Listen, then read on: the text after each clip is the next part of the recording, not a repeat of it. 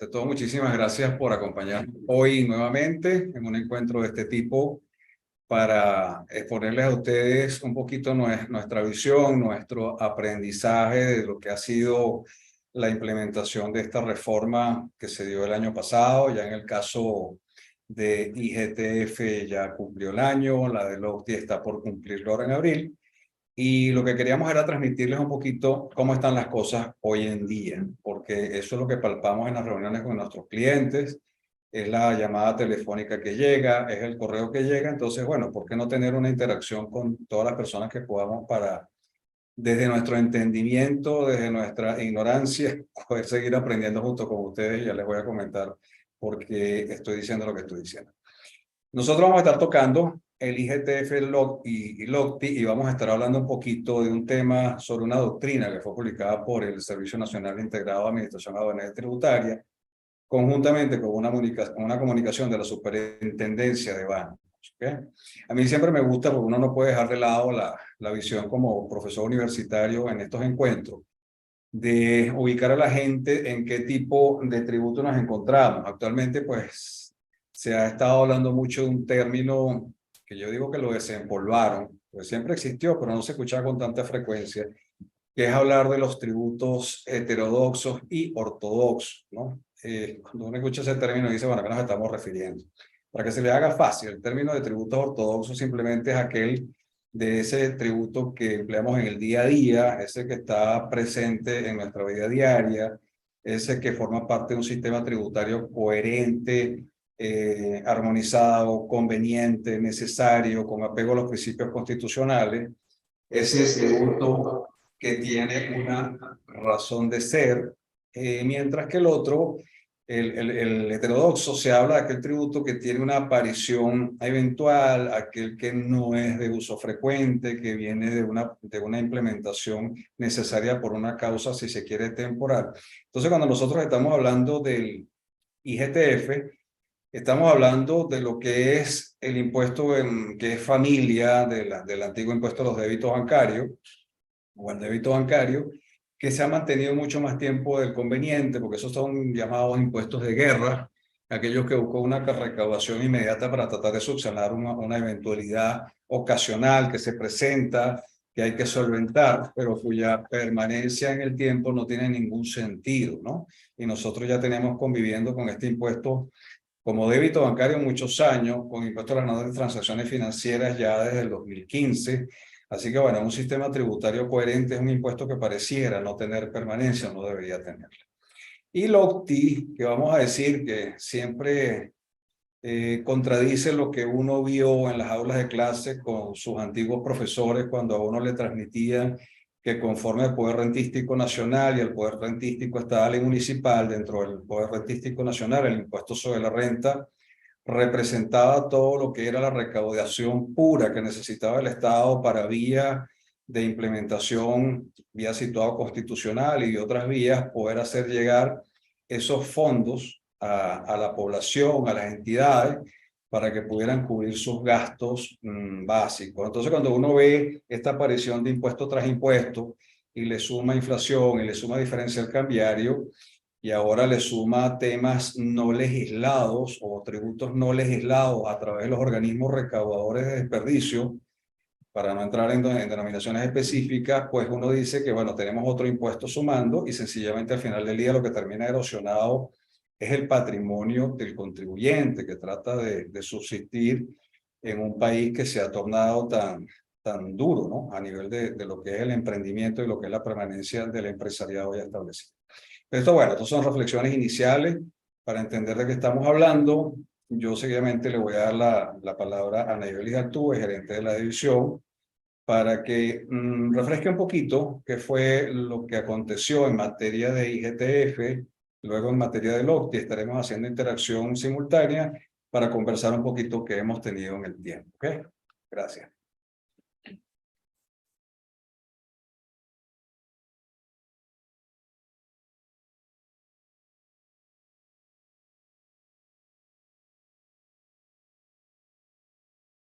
Bien, buenos días a todas las personas que se encuentran conectadas por las diversas plataformas, tanto por Zoom, Facebook y YouTube.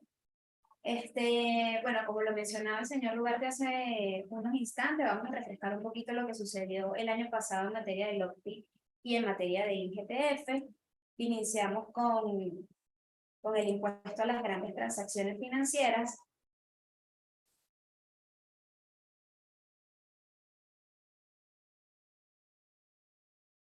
Empezamos con una breve reseña histórica. Esto fue un tributo que se inició en el año 2015. El año pasado sufrió su primera reforma.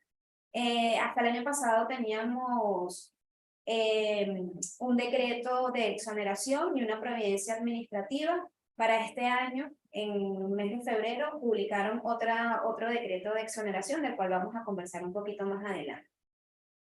La ley actual es la del año 2022, está la providencia administrativa que designa a las instituciones del sector bancario como agentes de percepción, que data del año 2016, una providencia que establece las normas relativas a la declaración de este impuesto, que también data del año 2016, el decreto 2212, el decreto 2232 y el 2284, que todavía se mantienen vigentes. El decreto de la exoneración y la no sujeción, que fue publicado el 25 de febrero del año 2023, el cual exonera el pago de impuestos a los débitos que generen en función de lo que contempla el artículo 1, específicamente la compra, venta, transferencias de custodia de títulos valores emitidos o avalados por el Banco Central, así como también los débitos o retiros relacionados con la liquidación de capital o intereses de los mismos y los negociados a través de la bolsa de valores, realizados en monedas distintas al bolívar o criptoactivos o criptomonedas distintos a los emitidos por la República. El decreto de exoneración, el cual fue publicado en el año 2022, el mismo estuvo vigente hasta el 25 de febrero de este año. También estableció una no sujeción específicamente al pago de impuestos entre las diversas operaciones que se contemplan en el artículo 5 de este decreto. De la exoneración y la no sujeción, el decreto número 4784 de fecha del 2023, el cual va a estar vigente hasta el 26 de febrero del 2024, exoneran el pago del impuesto a los débitos. Digamos que aquí lo que varió principalmente fue cuando los créditos o retiros relacionados con la liquidación del capital o intereses y los negociables a través de la bolsa de valores y la bolsa agrícola. Digamos que este fue el cambio más impactante que tuvo este decreto.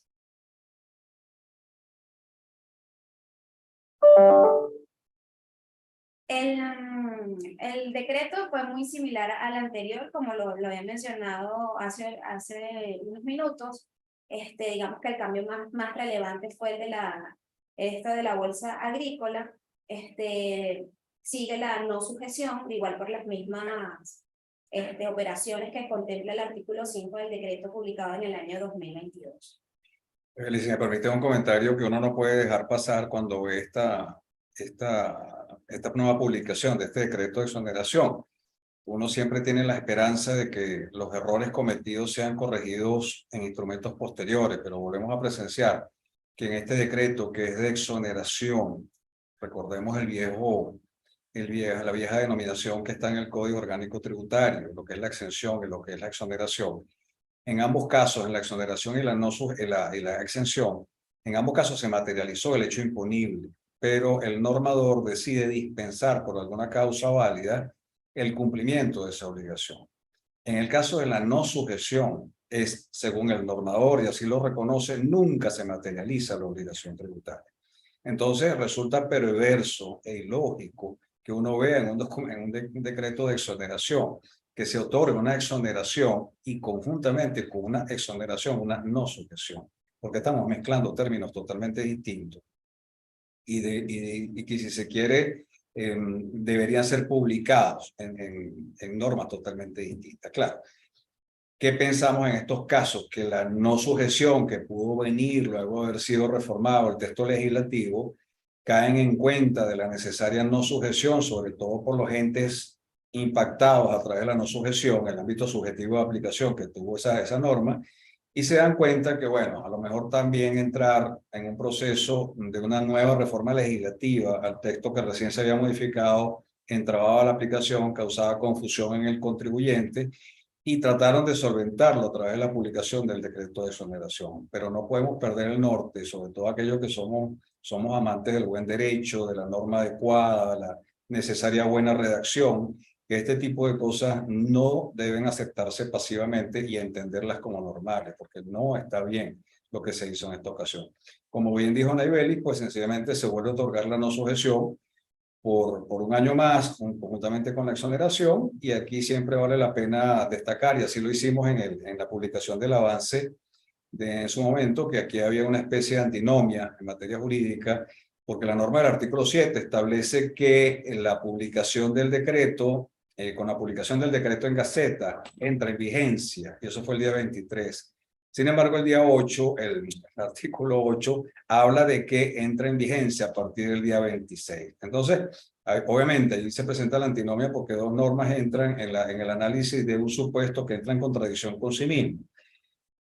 Tratemos de encontrar una sana lógica y vayamos por otra vía. Si el decreto anterior tenía una vigencia clara hasta el día 25, para que no haya una vigencia simultánea de dos entidades jurídicas, como en este caso el decreto, que regulan el mismo supuesto, no pudieran estar hablándose de una aplicación simultánea de la exoneración para un par de días de ambos decretos vigentes. Entonces, en consecuencia, necesariamente debemos entender que la exoneración de este decreto es a partir del día 26 del mes hasta el 26 del año siguiente. ¿Okay? Eso es un poquito que siempre consideramos importante destacar. Es así. Uh-huh. Bueno, en esta normativa fiscal están los agentes de percepción. En el año pasado se emitió esta providencia, el cual designaba a todos los sujetos pasivos especiales como agentes de percepción del impuesto a las grandes transacciones financieras. El hecho imponible no sufrió modificación. Se encuentra establecido en el artículo 3 de la norma.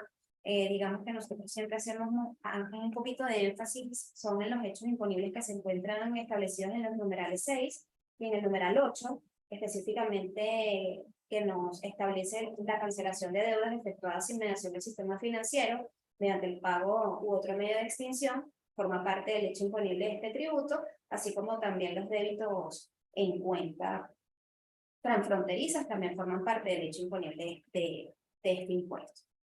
Los sujetos pasivos los encontramos en el artículo 4, los del numeral 1 al numeral 4 no sufrió modificación, son los mismos aspectos que se establecieron en la norma desde el año 2015. Digamos que se incluyeron dos nuevos sujetos pasivos, los cuales los encontramos en los numerales 5 y 6 de este artículo. Habla específicamente de las personas naturales, las entidades económicas sin personalidad jurídica, estarán sujetos a este tributo cuando realicen pagos en moneda distinta a la del curso legal en el país o por criptomonedas o criptoactivos diferentes a los emitidos por la República dentro del sistema bancario nacional. Por su parte, el numeral 6 nos establece también que aquellas personas naturales, jurídicas y entidades económicas, siempre que sean calificadas como sujetos pasivos especiales, estarán sujetos a este tributo cuando realicen los pagos en moneda distinta a la del curso legal en el país por criptomonedas o criptoactivos sin mediación de las instituciones financieras. El periodo impositivo no tuvo variación, lo encontramos en el artículo 10 y se entienden ocurridos los hechos imponibles y nacida en consecuencia de la obligación tributaria en el momento que se efectúe el débito en la cuenta o se cancele la deuda según sea el caso. La base imponible la encontramos en el artículo 12. Bueno, es importante mencionar que cuando se estableció esta reforma había, digamos, que muchas dudas por parte de los contribuyentes, porque digamos que la norma no era muy específica al momento de establecer la base imponible. La misma está constituida por el importe total de los débitos en cuenta o de las operaciones grabadas. En los casos de cheque de gerencia, la base imponible estará constituida por el importe del cheque. Entonces, siempre es importante mencionar que esta va a comprender el IVA y el valor neto de la retención sobre el IVA y el impuesto sobre la renta. Las alícuotas impositivas, digamos que este artículo, encontramos las alícuotas en el artículo 13, desde el 2015 hasta el 2018, este era el artículo que siempre se fue modificando en la norma. lo que se hacía pues era aumentar la alícuota. El año pasado con la reforma surgieron 2 alícuotas más. Podemos decir que con una alícuota general y 2 especiales. La especial va del 0 al 2%, la primera especial queda del 2 al 8% por pagos en monedas distintas al bolívar, por criptoactivos o criptomonedas diferentes a los emitidos por la República. Dentro del sistema bancario nacional, esta quedó fijada en un 3%. Y la otra alícuota especial que tenemos, que va del 2% al 20%, se aplicará cuando se realicen pagos por los sujetos pasivos especiales con monedas distintas al bolívar en criptomonedas o criptoactivos, y cuando esos pagos no se realicen por medio de las instituciones financieras.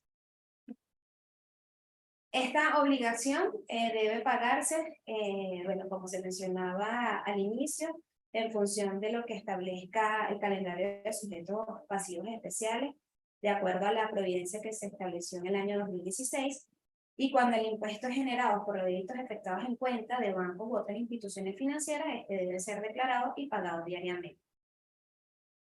En el ámbito sancionatorio, lo encontramos en el artículo 22. Este artículo remite al Código Orgánico Tributario. No ha sido modificado en función de los ilícitos que se cometan. Estarán sancionados en función de ilícitos formales y materiales, en función del Código Orgánico Tributario vigente.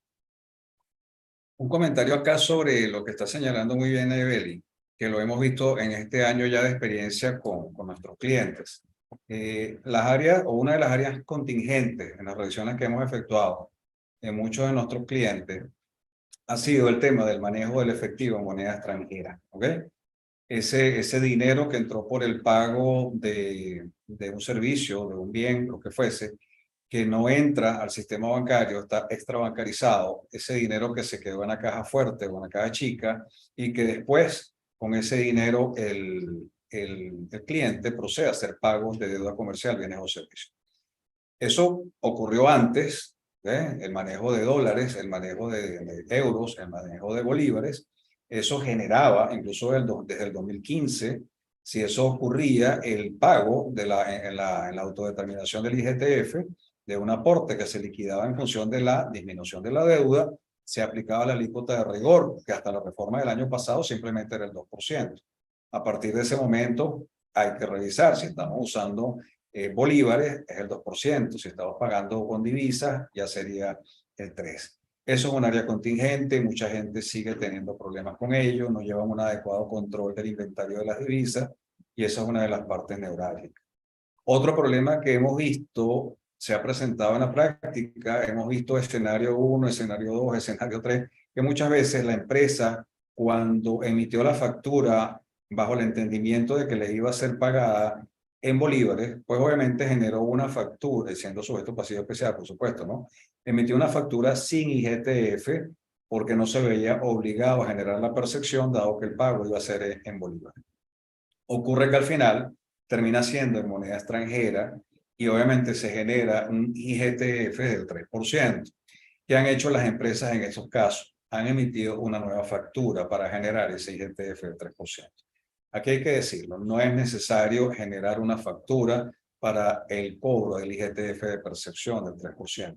Con la emisión de un comprobante de pago es suficiente. Lo importante es que quede demostrada la percepción. Importante sí, eso no está normado, pero nos lo dice la sana lógica de que esa constancia de cobro, esa constancia de pago esté asociada, debidamente emparentada con la factura sobre la cual se está generando esa percepción, para que a la hora de una revisión fiscal para el funcionario sea fácil y no haya duda de que sencillamente eso corresponde a una factura emitida anteriormente y que la obligación fue cumplida. Otra duda que hemos visto es este IGTF percibido 3% debe demostrarse en el libro de compras o ventas del IVA según fuese. Aquí hay que decir lo siguiente, aquí estamos acostumbrados a que como no hay una armonización a veces necesaria entre los tributos, ocurran reformas de uno, implementación de uno, y no necesariamente los otros andan a la par. En materia de IVA nada se ha dicho sobre eso, y cuando uno revisa la normativa del IVA, no me parece haber visto una disposición que me obligue a establecer ese pago o ese cobro en el libro de compras o de ventas del IVA. Sin embargo, ¿Qué nos dice la sana lógica también? Que si yo tengo ese IVA asociado con una factura de compra o de venta, a la hora de una revisión fiscal, va a ser mucho más fácil para el funcionario, insistimos, que vea todo el rastreo necesario del tributo asociado a la factura X o Z. Entonces, nuestra posición ha sido conservadoramente que debería incluirse en el libro de compras o de venta, si se quiere, al final de todo el desarrollo de la estructura del libro de compra de venta, unas columnas más allá en las cuales se muestra el IGTF pagado o percibido, según sea el escenario, compra o venta, y que quede debidamente asociado y demostrado, porque a la hora de una revisión fiscal va a permitir hacer un rastreo más fácil. Yo no sé si ustedes tienen algún comentario adicional, Daibel y Utrera, sobre sus experiencias con los clientes. También estaba la duda y siempre se interactúa eso con los clientes, es el tema de que si ellos cuando reciben la factura, la persona no les refleja el IGTF, bueno, ellos se encuentran, digamos, en la obligación por ser responsable solidario de percibir ese tributo y enterarlo a la administración. Fíjate que yo pienso que, bueno, ¿qué pienso? He visto en otras oportunidades que los clientes tratan de amarrar el libro de compras con lo que está en la factura. Y hemos visto que cuando la factura al final indica total factura, le están incluyendo el IGTF, incluso por la propia recomendación de la Administración Tributaria, ese total factura no debe incluir el IGTF porque se debe mostrar aparte. Como tú bien lo estás comentando, Antonio, no, el IGTF no debe estar, no hay una norma que te obliga a que eso forme parte de la factura. En consecuencia, si no hay una obligación de que vaya a formar parte de la factura, no vaya a formar parte del total factura, que es la base de todo el valor agregado. Entonces, eso es lo que quería contar allí. Ok, es así, gracias. Incluso, para cerrar la idea, hay criterios de profesionales de la administración tributaria con los cuales he compartido, que ellos dicen, así tú factures en bolívares, tú deberías informar el porcentaje del IGTF y eso no indica que tenga que pagarse ese impuesto. Ese es el criterio, digamos, que tienen algunos funcionarios de la administración tributaria. Wow. Sí, un poco descabellado, pero eso es lo que opinan algunos. Sí, sí, bueno, entendamos, aquí nos hemos acostumbrado, y es un término un poco antipático que usamos a veces en el medio, que a veces cada quien con su percepción o el entendimiento de la norma, cómo debe aplicarse, o su propio punto de vista, qué le quitaría, qué le pondría, genera una suerte de doctrina de taquilla, ¿no? O jurisprudencia de taquilla sobre qué debe hacerse, pero mientras no esté normado, a la hora de la formación del expediente, en un caso que vaya vía judicial o vía administrativa a nivel de defensa, pues ahí están los argumentos necesarios para poder exponer el por qué se hizo lo que se hizo. Lo que no esté normado ahí no puede ser o no debería ser argumentado, ¿no? Adelante, Nebeli. Bueno, no sé si alguno de los participantes tendrá alguna duda con respecto a este tema para pasar entonces a lo que viene siendo el otro.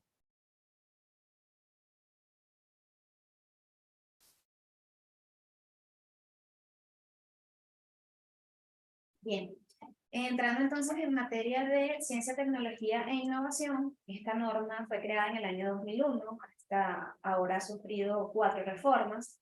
La última fue específicamente en el año 2022, el 1 de abril. Tenemos entonces como normativa fiscal vigente la norma del 2022, el reglamento del 2011 que se encuentra vigente, no ha sido derogado, y una providencia que salió en el año 2021, específicamente en el mes de mayo.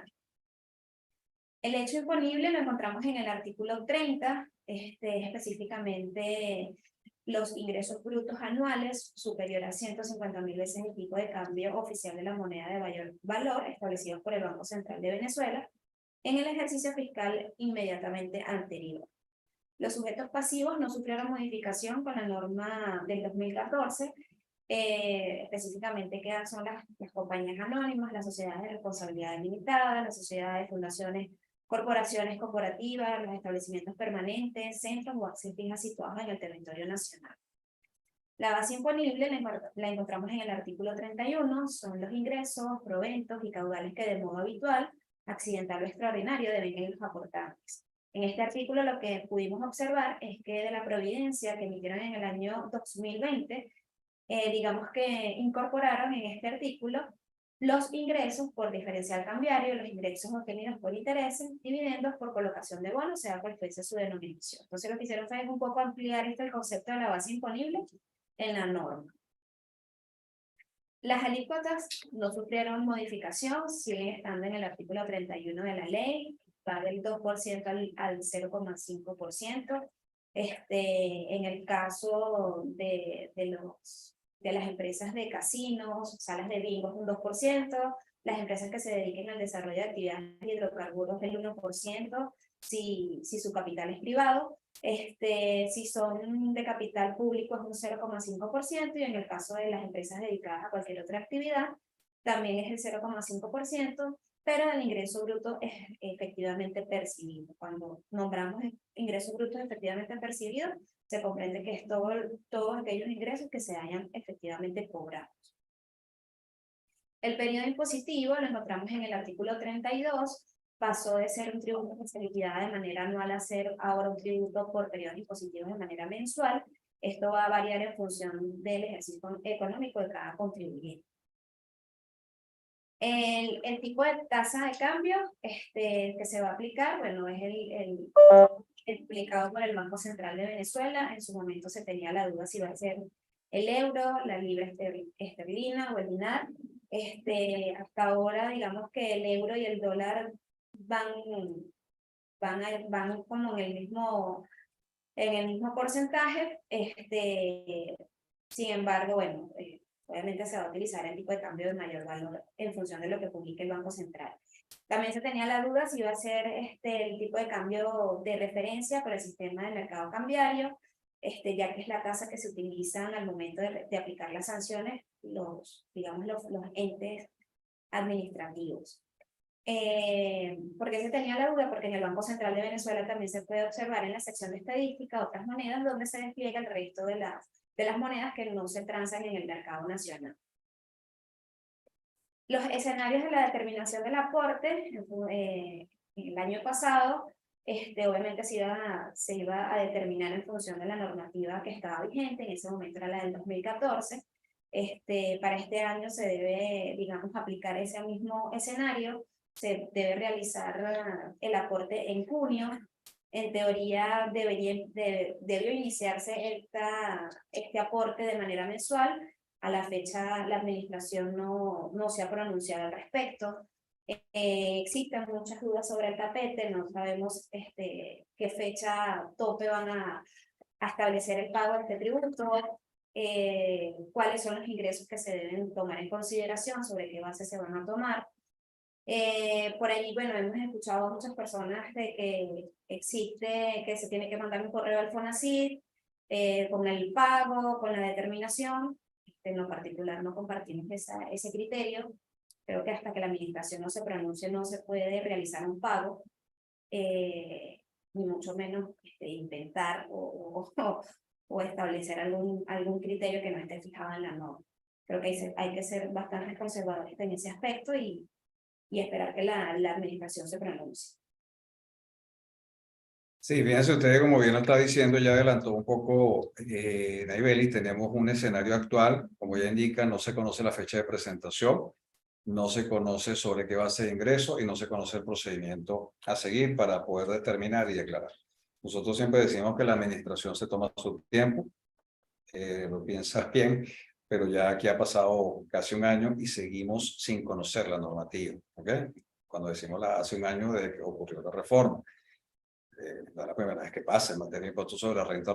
Recordemos la reforma del año 2015, donde se excluyó el sistema de ajuste por inflación al resto de los sujetos pasivos especiales que no habían sido excluidos en el año 2014 vía banca y empresas de seguro, donde quedó pendiente la normativa para decirle al sujeto qué hacer para sacar o excluir de sus libros todos los ajustes por inflación que tenía represado en todos los años de aplicación de la norma del año 91, 92, con la aplicación efectiva inicial. Y bueno, aún no se cumplió. No esperamos que se cumpla. Ya todo el mundo hizo lo que iba a hacer, cada quien hizo lo que quiso hacer, ¿cómo se llama? Dibujo libre, ¿no? Como decir. Y esto es lo que pasa cuando la norma no es clara. Peligroso, peligrosísimo, porque el contribuyente está en estado de indefensión al aplicar el mejor criterio que pueda entender dentro de tanta oscuridad, y la administración tiene a su favor, y obviamente tiene el poder fiscalizatorio de su lado y el poder sancionatorio, de indicarle al contribuyente, bueno, es que usted debió pensar que, es que yo me imaginé que, es que usted lo tenía claro, pero no lo aplicó. Entonces aquí es donde terminan los problemas resolviéndose a través de reparos y defensa en proceso en vía administrativa, en proceso en vía judicial. ¿Qué es lo que nosotros pensamos siempre en estos casos? Para ver qué poder hacer y evitar entrar en circunstancias que nos generen riesgo, ¿no? Ojo, esto que estoy diciendo acá lo digo con toda la responsabilidad, no le estamos diciendo al cliente qué hacer. Nosotros no podemos tomarnos ese atrevimiento de decirle al cliente qué hacer. Lo que podemos exponer son escenarios, sugerencias y que el cliente tome la determinación. Yo no me siento seguro como asesor tributario de decirle a un cliente, esta es la vía más segura. Porque mientras la administración no se pronuncie, yo no sé cuál va a ser la vía más segura. Lo que sí, me acuerdo mucho de las palabras de nuestro amigo, el doctor Gabriel Fernández, ex juez contencioso tributario del área metropolitana de Caracas, jubilado, quien es nuestro aliado profesional. Él siempre cita mucho en las charlas que hemos dado a nuestros clientes y en los encuentros con nuestros clientes en las reuniones, donde él dice que uno tiene que actuar como el buen padre de familia. Es un término jurídico, incluso está contenido en el Código Civil, donde sencillamente el buen padre de familia siempre trata de hacer lo mejor para su familia. En este caso, el contribuyente debería tratar de hacer lo mejor posible, tomar la decisión más sabia que le evite entrar en riesgo a la hora de una revisión fiscal. Yo le pediría a Naibeli si nos refresca, porque ella es especialista en estas cosas, ella tiene a su cargo un long stage en materia tributaria, se conocen todos estos vericuetos al detalle, las entradas y salidas de las páginas de internet de los contribuyentes, de los entes fiscalizadores. ¿Qué hacía hasta el presente Naibeli, el contribuyente, con el LOCTI para declarar? Refresquemos qué hacía para poder ver qué vamos a hacer.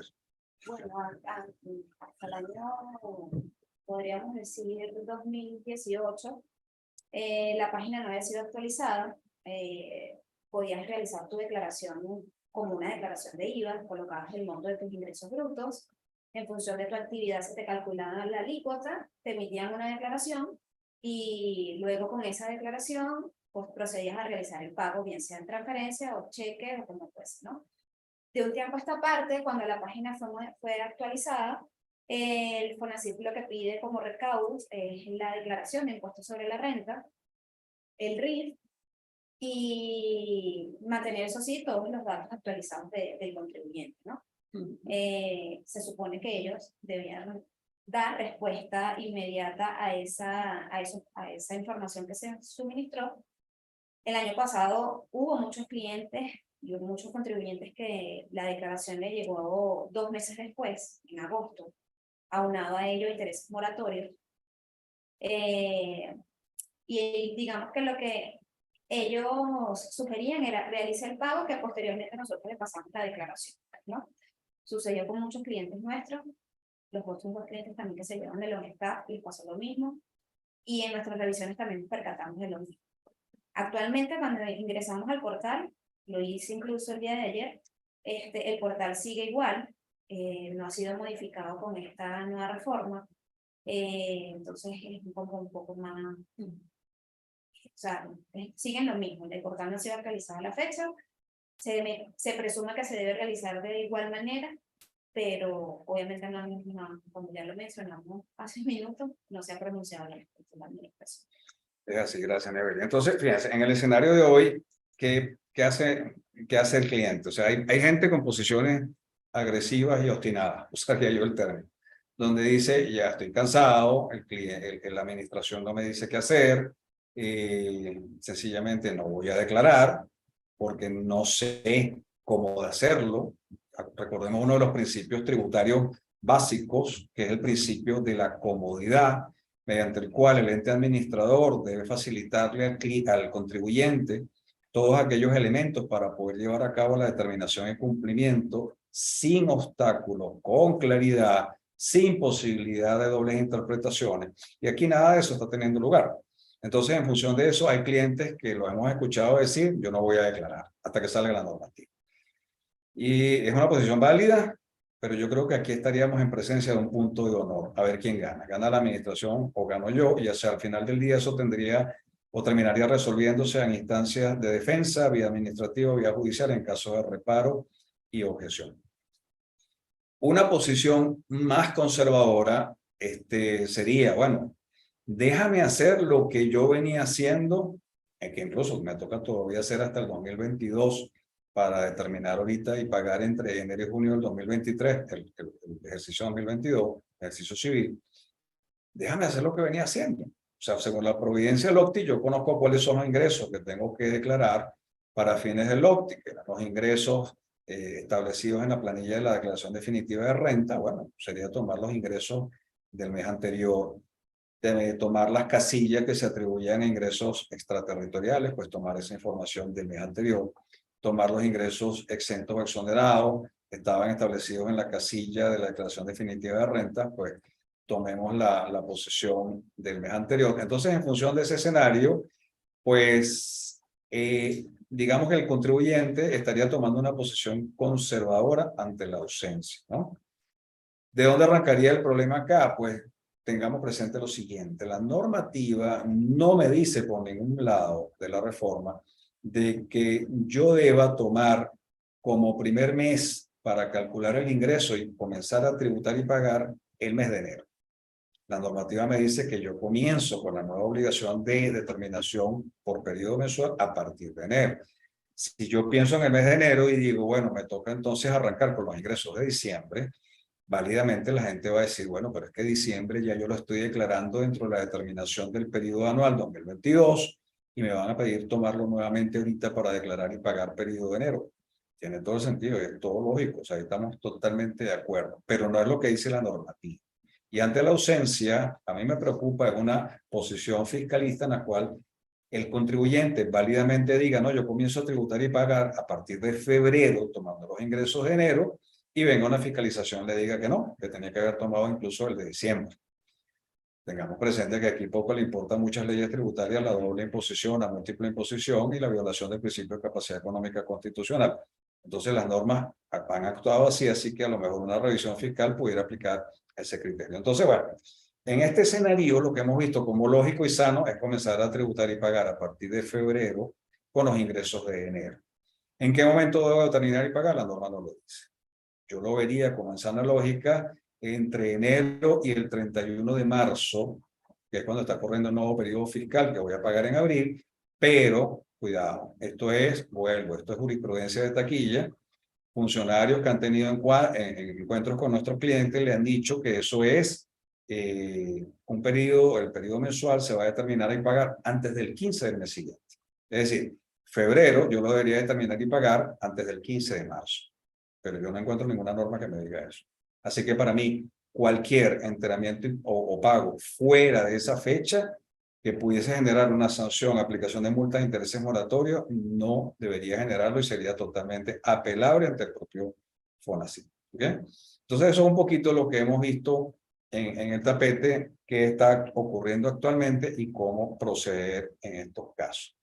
Cualquier posición que tome el contribuyente de declarar y pagar, o sea, yo determino, mando el correo, porque la estructura o la arquitectura del portal no me permite hacer más nada. Mando un correo al FONACYT donde yo determino y pago, e incluso transfiero a través de las cuentas que se conocen del FONACYT a la hora de una inspección.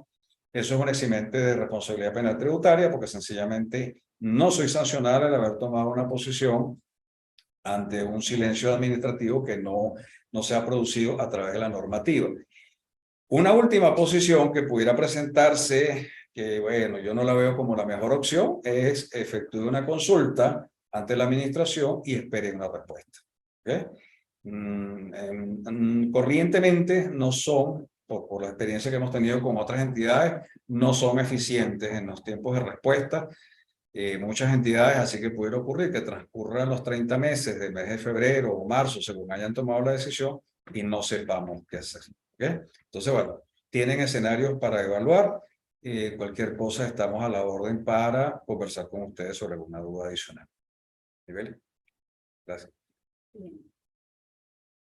Con lo que respecta al ámbito sancionatorio, bueno, la norma del 2014, el ámbito sancionatorio estaba establecido en el artículo 50, con la reforma del año 2022 pasó a ser el artículo 53.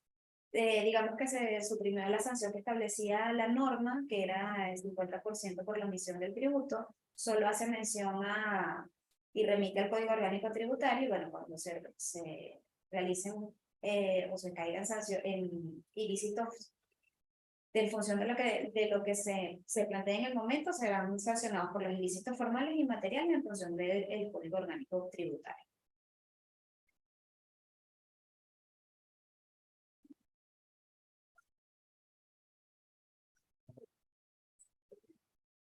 Si quiere, vamos a atenderlas todas al final. Para...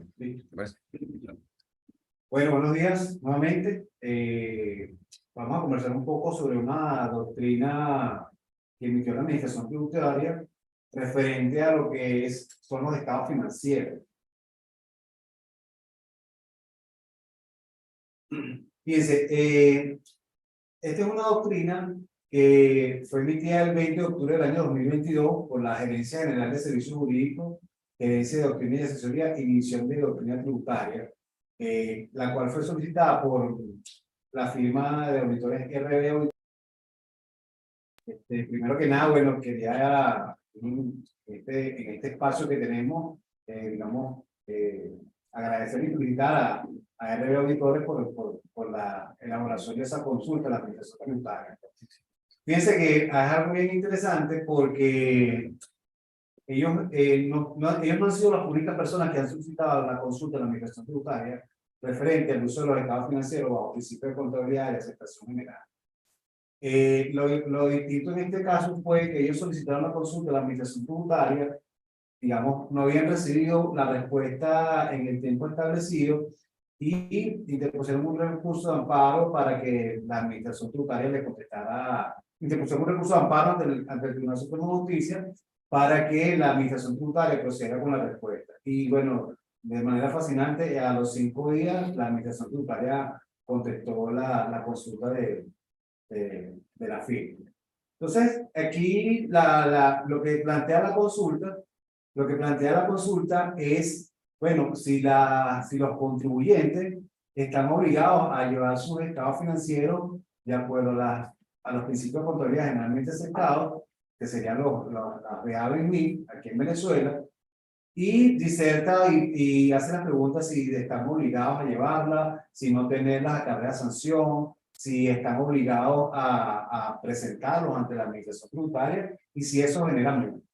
Yo, en función de las preguntas que se hizo en la consulta, voy a dar la respuesta que le dio la Administración Tributaria y posteriormente vamos a analizar las bases legales en lo que nosotros creemos se basó la Administración Tributaria en la interpretación de la consulta que le están haciendo.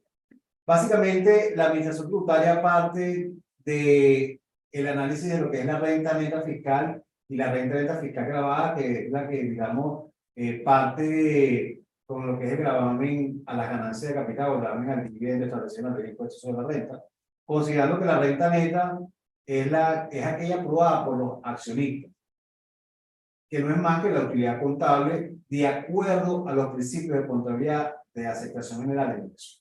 Y a partir de allí comienza todo un desideratum de bases legales y se pasea por el Código Orgánico Tributario, donde básicamente vamos a ir contestando las preguntas que ellos hacían y las respuestas que dio la Administración Tributaria.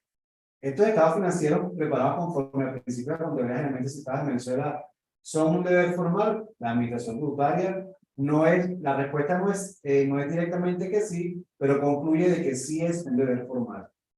¿El CENIAT puede solicitar los estados financieros bajo estos principios? Sí. No preparar y presentar estados financieros bajo los principios constituye un incumplimiento de deber formal.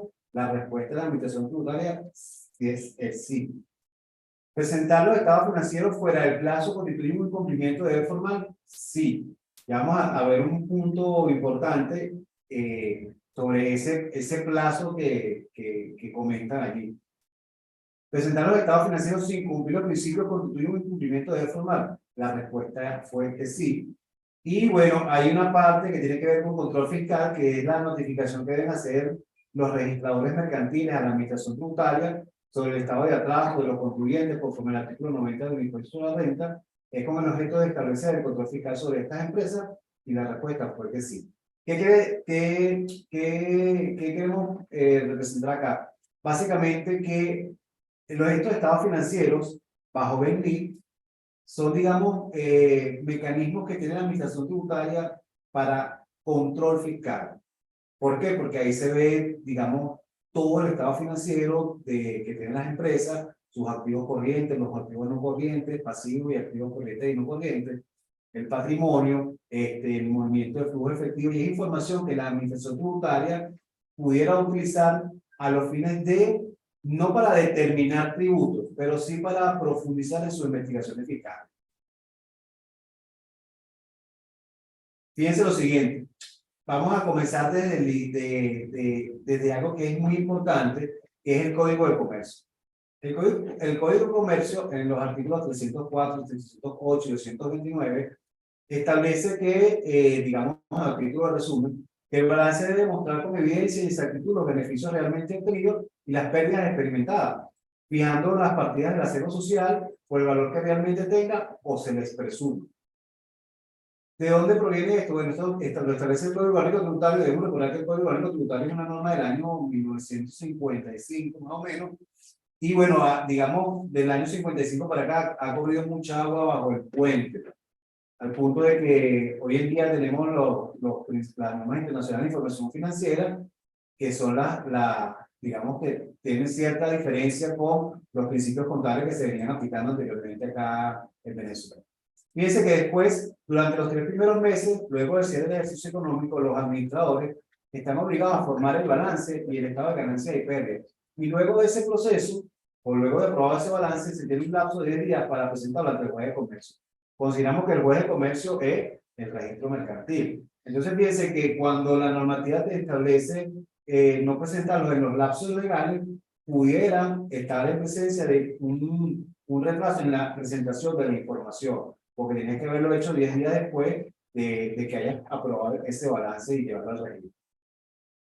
Después esa norma la concatenamos con el artículo 155 del Código Orgánico Tributario, el cual establece que dentro de los deberes formales que deben cumplir los contribuyentes se encuentra el llevar en forma debida y oportuna los libros y registros especiales conforme a las normas legales. ¿Cuáles normas legales?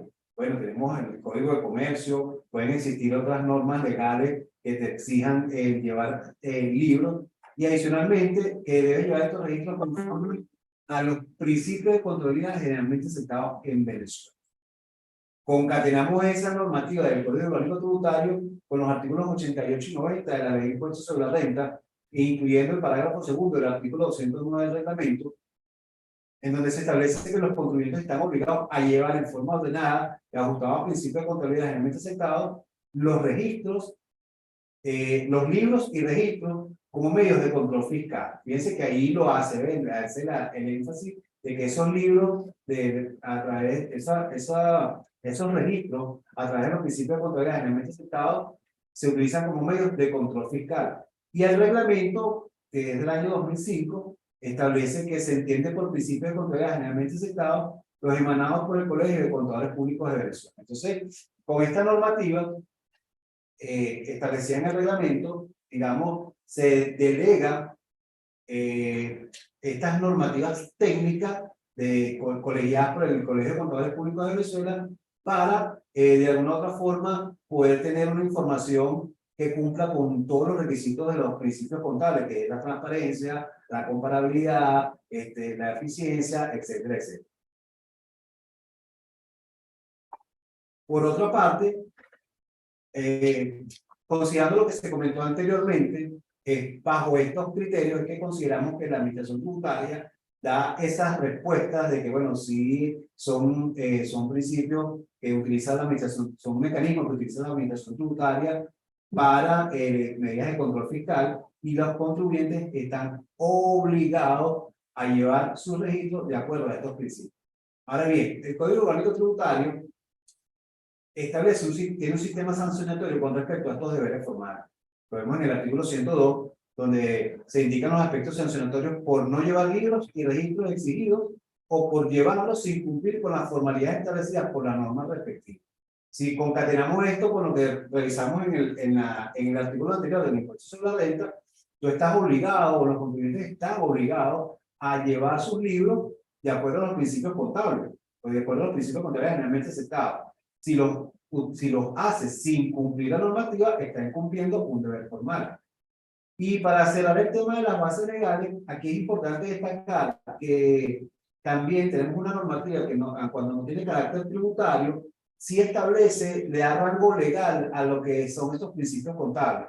Lo que tiene que ver con el artículo 13, el 18 y el 38 de la resolución 019, mediante la cual se establecen los requisitos únicos y obligatorios para la realización de actos o negocios jurídicos en los registros principales, mercantiles, públicos y las notarías. Es decir, ¿qué son este tipo de actos? Bueno, aumentos de capital, aprobación de estado financiero, modificación de la junta directiva o actualización de la junta directiva, disminuciones de capital, aumentos de capital social. Entonces, esta esta resolución establece algunos requisitos que se deben presentar al momento de realizar estos actos jurídicos o de registrar estos actos jurídicos.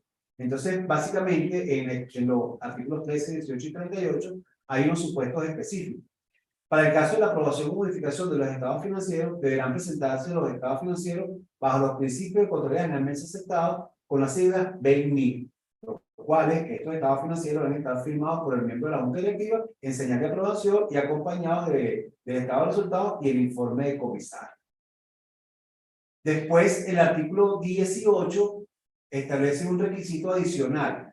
Para los aumentos de capital por corrección monetaria, es decir, actualización patrimonial al cierre del ejercicio, deberá presentarse los estados financieros en formato BEI-MIB al cierre del ejercicio anterior, acompañado del informe de auditoría del contador público debidamente revisado. Es decir, debes presentar esos estados financieros y adicionalmente lo debes presentar auditado por un contador público independiente. En el caso de transformación de la naturaleza jurídica de una sociedad, debe incluir los estados financieros en formato BEI-MIB al ser el ejercicio anterior, igualmente acompañado del informe de auditoría del contador público debidamente revisado. Y en el otro supuesto, ¿no? Ok. Para los aumentos y disminuciones de capital, que también quería comentar allí, tienen que ser los estados financieros auditados. Fíjense que solamente para la aprobación o modificación para la aprobación de los estados financieros, solamente pide los estados financieros bajo BEI-MIB. Pero para los aumentos de capital, yo lo solicita los estados financieros bajo BEI-MIB y adicionalmente deben ser auditados, deben estar auditados por un contador independiente. ¿Qué significa esto? ¿O qué interpretación le damos nosotros a esto? Bueno, que usted puede tener los estados financieros bajo principios contables. Bueno, usted no es que puede, usted debe tener su estado financiero bajo principios contables, bajo las personas BEI-MIB, y no necesariamente debe tener su estado financiero auditado. ¿Por qué? Bueno, porque ciertos organismos le solicitarán esos estados financieros auditados para lo que ustedes los necesiten. Entonces, ¿cuál sería nuestra conclusión? Y aquí se abre el tema que se quiere discutir. Bueno, la conclusión es que definitivamente la doctrina analizada no tiene un carácter vinculante, pero entendemos que ese es el accionar de la administración tributaria en el futuro o en el presente. Es decir, puede llegar un acta de requerimiento solicitando su estado financiero o principios contables, y si usted no los tiene, pudiera ser sancionado por la administración tributaria. Por lo que dice la normativa, entendemos que sí existe la sanción, es posible la sanción por no tenerlo o por no llevarlo acorde a estos principios contables. Es importante destacar que los principios y reglas contables son las denominadas normas de información financiera de Venezuela, que son los BEI-MIB, y sus diferentes boletines de aplicación, que serían los BEA-BEI-MIB, los cuales son de obligatorio cumplimiento. Aquí es importante destacar que, digamos, desde el punto de vista gubernamental, dependiendo de la actividad comercial que realice el sujeto pasivo, no necesariamente está obligado a llevar estos libros de acuerdo a los principios contables. ¿Por qué? Porque pueden ser organismos, pueden ser empresas reguladas, puede ser un sector regulado cuya superintendencia ya establece un manual contable, como puede ser el caso de las empresas de seguro, las empresas que cotizan en las casas de bolsa, que están, digamos, sujetas a lo que son las normativas contables de la Superintendencia Nacional de Valores, y la Superintendencia Nacional de la Actividad Bancaria, la SUDEBAN, que regula lo que es la actividad bancaria y tiene su propio manual contable. Eso de que estos tres aspectos, tenemos que todas las empresas están obligadas a el cumplimiento de llevar ajustado a principios contables su contabilidad. Ahora bien, ¿cuáles son estos estados financieros realizados a la normativa? Bajo esta normativa contable. Ojo, que no es el estado financiero auditado. El estado financiero auditado es, digamos, es un complemento de los estados financieros, que sería el estado de situación financiera, el estado de resultado integral y el estado de resultado, el estado de cambio en el patrimonio y el estado de flujo efectivo. Con estos cuatro, digamos, estados financieros, aun cuando conversando con los contadores me dicen que hay un solo estado financiero, simplemente que es toda información complementaria, usted puede dar cumplimiento a lo que es la normativa de llevar estos libros contables de acuerdo a los principios establecidos por la Federación del Cumplimiento, la Federación de Colegios de Contadores Públicos. Finalmente, bueno, consideramos que el incumplimiento de la llevanza de estos libros y registros generaría sanciones por parte de la administración tributaria. Creemos que sería la administración tributaria, porque no encontramos otra normativa donde, digamos, existan sanciones relacionadas con el no cumplimiento de este deber formal. Y la obligación de estos libros no es para determinar tributos, sino para fines de control fiscal por parte de la administración tributaria u otros entes gubernamentales.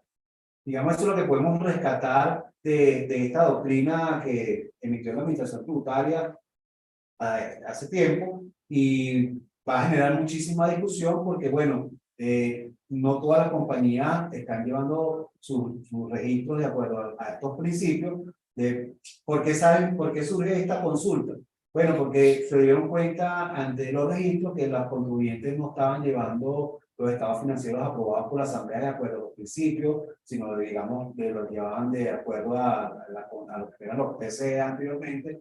Y eso fue lo que motivó todo este tema de la elaboración de la consulta, de manera tal que el gremio contable, digamos, pueda darle obligatoriedad, se le puede dar obligatoriedad a todo el manejo de lo que son estos principios contables bajo lo que son las PA-BENIF acá en Venezuela. Si quieren comentar algo por acá, estamos atentos a sus preguntas. Bueno, yo ahorita estaba reflexionando un poquito. Cuando uno habla de principios contables y habla de estados financieros y habla de la normativa vigente, piensa en el estado reexpresado. Y uno no puede evitar pensar, en el caso del impuesto sobre la renta, ¿qué busca la administración con un estado reexpresado? Si para fines de la determinación de la obligación tributaria, caso impuesto sobre la renta, no me reconoce la inflación. Cuando yo veo el caso de la ley de impuesto sobre la renta venezolana, pienso en el año 1991, pienso en el proceso previo de reforma y exposición de motivos. Recuerdo mucho la exposición de motivos firmada por el doctor Hilarión Cardoso y el doctor Ramón José Medina, presidente y vicepresidente de la Comisión de Finanzas de la extinta Cámara de Diputados del extinto Congreso de la República, donde ellos señalaban que las razones de la implementación del sistema de ajuste por inflación en la ley de impuestos sobre la renta venezolana, que data del año 1942, y recordemos que el legislador se tomó su tiempo en ese entonces, porque el Banco Central reconocía inflación en Venezuela desde enero del año 1950, pero 41 años después que viene a reconocer la inflación en el sistema de determinación de la ley de impuestos sobre la renta, señalaba que el sistema no buscaba ni generar ganancia ni generar pérdida para el sujeto. Lo que buscaba era expresar a valor presente sus partidas no monetarias, en este caso, considerando la inflación que existía y lo que se pensaba que podía existir. Y no estamos hablando de la inflación que hemos vivido en estos años. Recordemos que en ese año 94-95, cuando el gobierno del doctor Rafael Caldera, hubo un gran escándalo sencillamente porque el IPC de ese entonces había llegado a un factor de corrección del año de 103.5.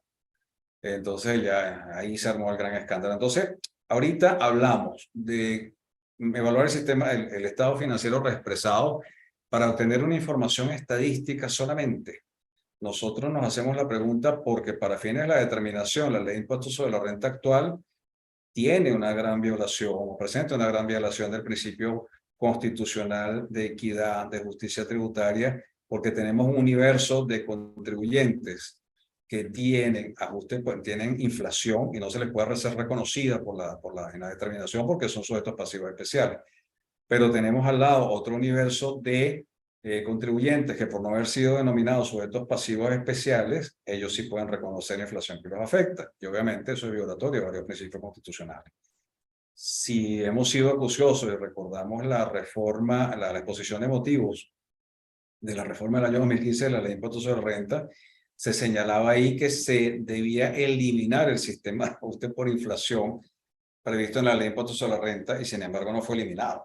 Fue eliminado para algunos, para otros no. Entonces cuando uno ve esta doctrina, que como tú bien dices, doctrina no es vinculante, pero al final del día señala qué piensa la administración o el que suscribe la doctrina, funcionario de turno en este momento, que no obsta que pudiera haber un funcionario con un criterio distinto en caso de ser nombrado posteriormente, pues nos está diciendo que la administración tributaria va a mirar el estado financiero reexpresado. Pero ¿para qué?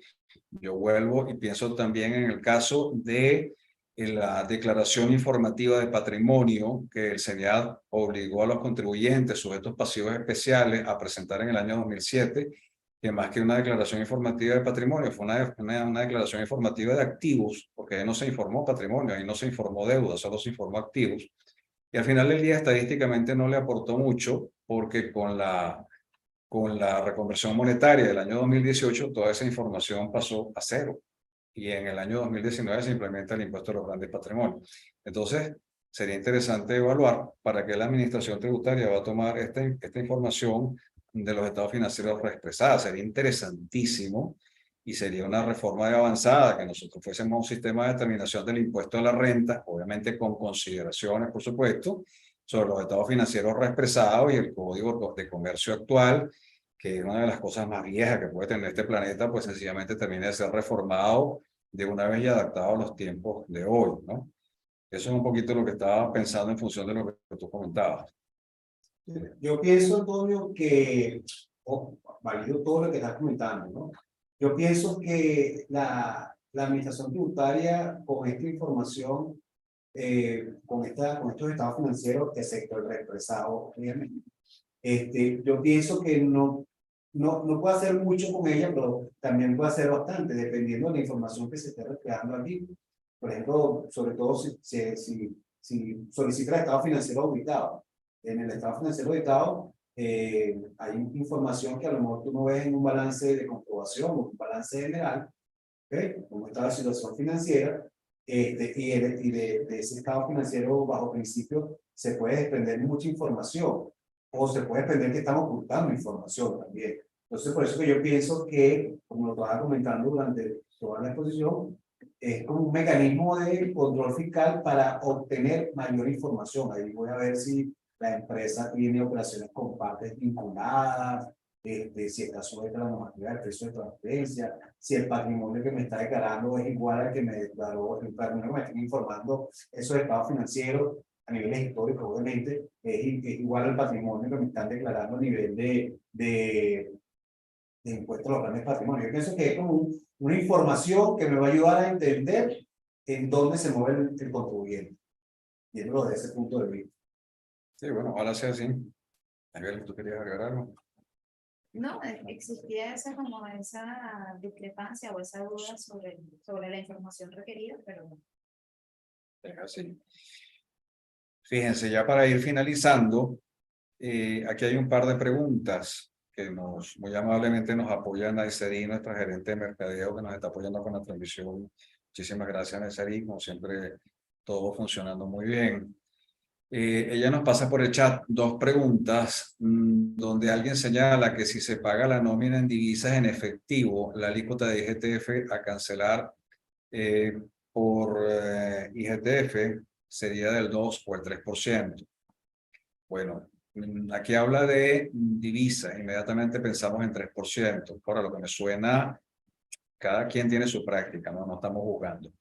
resultaría un poco extraño pagar la nómina, la nómina corriente, diría yo, el día a día, el salario que está regido por la Ley Orgánica del Trabajo, pagarlo en efectivo. Son prácticas que uno puede ver, pero muy contadas veces. La mayoría de este tipo de transacciones de manejo está bancarizado, todo se hace a través de nómina, ¿no? Aquí lo que estamos pensando, que a lo mejor la persona quiso preguntar realmente fue si esa bonificación que yo le doy al personal, que se ha vuelto muy de práctica corriente, en moneda extranjera, que no pasa por la nómina, pero que es para mejorar su flujo de efectivo, si eso genera IGTF. Por supuesto que lo genera, y sería del 3% si es en divisa, ¿ok? Si fuese en bolívares, pues generaría 2%. Pero recordemos que esto venía ocurriendo así desde el año 2015, la obligación de determinar cuando se usaba flujo de efectivo para el pago de deuda comercial, bienes o servicios, o servicios en este caso, ¿no? Aquí hacen otra pregunta. En el supuesto caso que una empresa decida declarar y pagar mensualmente, si en el año anterior no alcanza los ingresos necesarios para ser contribuyente, no soy contribuyente en ningún mes del año 2023. No sé si usted le quiere responder o no, encarnarme yo por acá.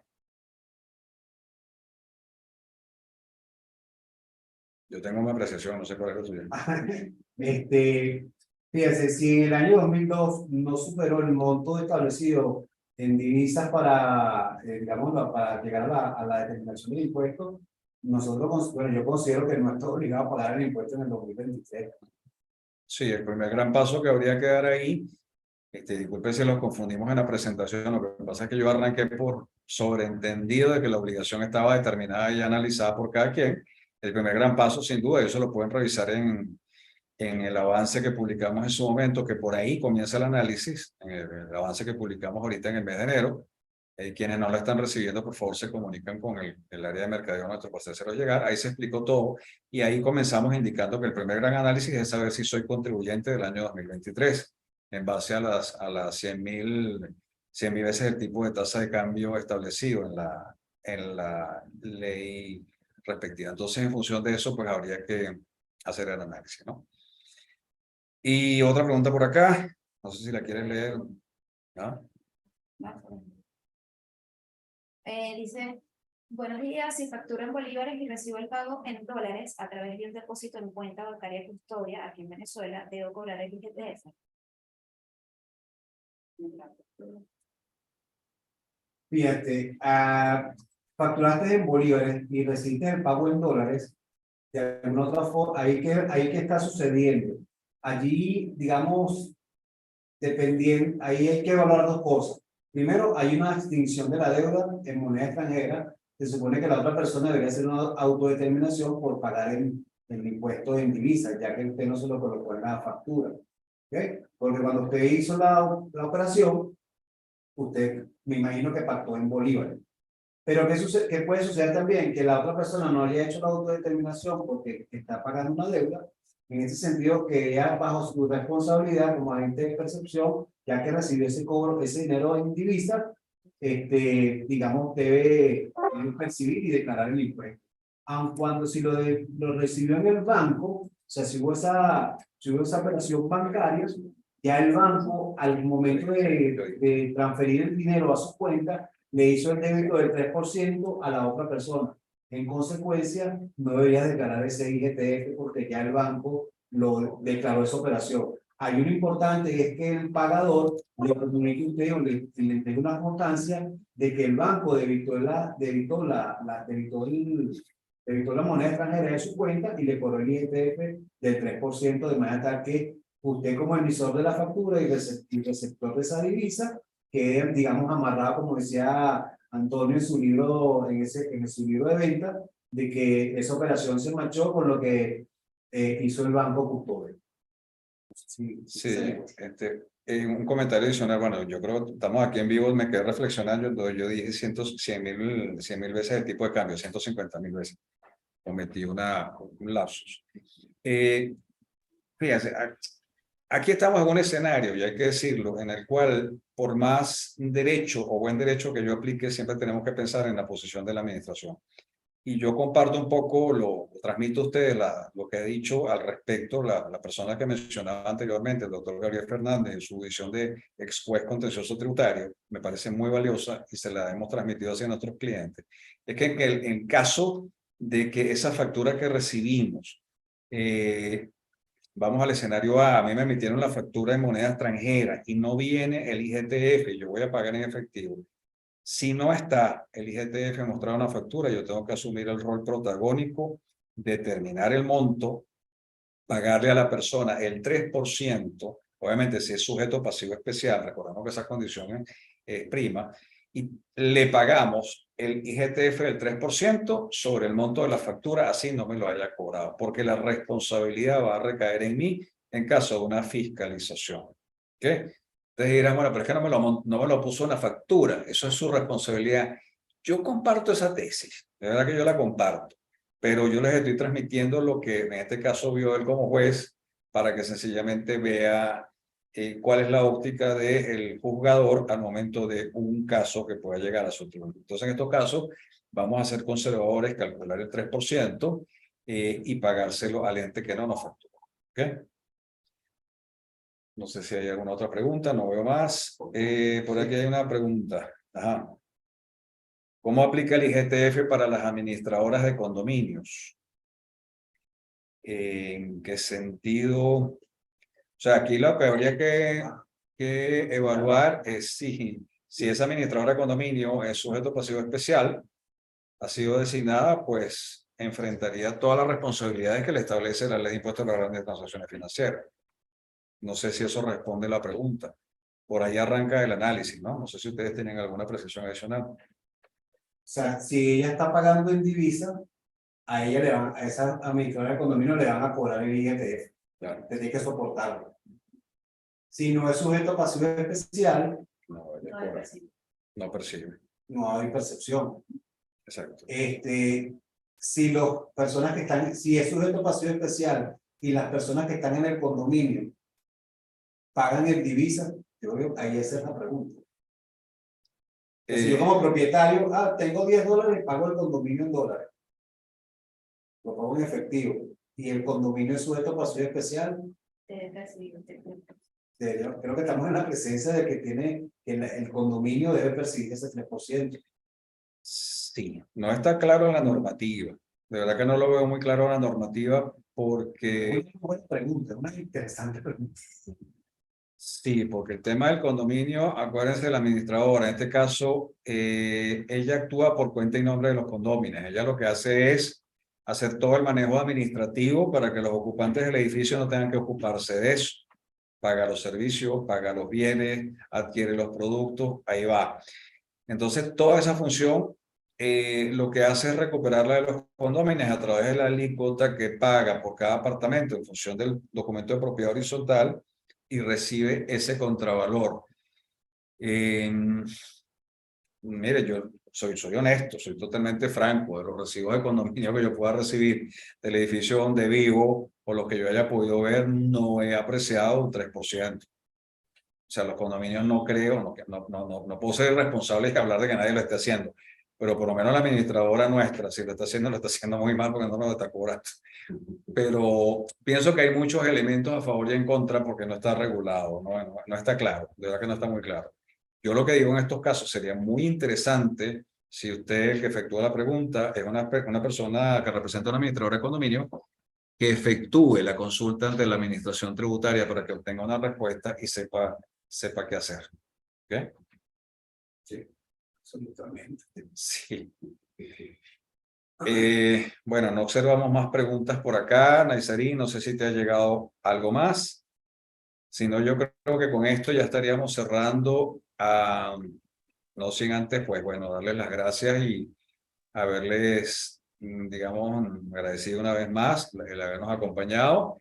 Esperamos que esta disertación con ustedes aquí en vivo, pidiendo opiniones entre nosotros, porque hay casos que se presentan y en la práctica profesional no los hemos conversado puertas adentro, los estamos aquí viendo delante de ustedes, pues les haya dado alguna interacción positiva para tener un poquito más claro qué hacer en el día de hoy, sobre todo con el escenario LOCTI, que es lo que más preocupa ahorita. ¿Ok? No sé si ustedes tienen algo que agregar.